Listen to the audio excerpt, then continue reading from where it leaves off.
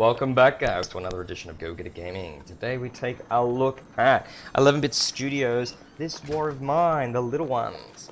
This game is a great side-scroller set in the middle of a civil war where you and your three companions must survive and get through the night safely. The game has great features which allows you to customize your own characters and your own stories set out and choose how long the war will progress. We went for the beginner's level of only doing 20 days, and even then we found that a challenge. This game had great features that were your morale of the group, where all your actions would ultimately affect the characters in the game, their mood. If you weren't feeding your characters properly, if you weren't giving them enough sleep, you'd have to go out and scavenge and try and alternate and multitask between different people at the same time. As well as getting offered when one of our characters died, we got the chance to have two more people join our group. We had an elderly lady and a little child. That itself was a brand new challenge to me because we had to make sure the child was getting fed enough sleep, being kept busy, occupied, seeking attention constantly for all the other adults in the game. And the old lady herself was just an extra character to make sure that when one of our girls was wounded and honestly on her deathbed, ready to die, I had to make sure I whipped up some quick bandages, go scavenging through the night, make some dirty backshade alley trades with a local man that comes through every now and then.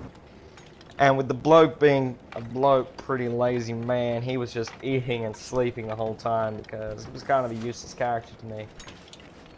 The game offers a full customizable room as well, where you can make your own weapons, you create your own food, as well as alcohol for when you're feeling a little bit sad. Do be careful though, because it totally affects the way your character runs, and that is annoying.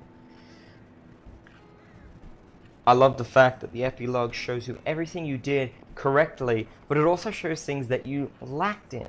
Like, for instance, we had a child that wasn't getting the proper attention, and when you got to see that she drew a picture of her being left out of the group, it was kind of heartbreaking a little bit. So next time, obviously in the game, we're going to start paying more attention to these little details. The game was absolutely fun to play. The only drama we had with it was the control system. When we were trying to navigate between going upstairs and downstairs, we found ourselves trying to go left or right.